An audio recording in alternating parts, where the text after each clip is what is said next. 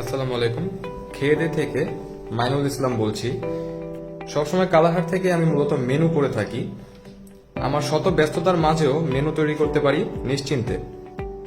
একটা বিষয় আমার সবচেয়ে বেশি ভালো লাগে, তারা নিজভাবে সুন্দর করে আমাদের ব্র্যান্ডিং এর উপর বিবেচনা করে মেনুগুলো সুন্দরভাবে ফুটিয়ে তোলে।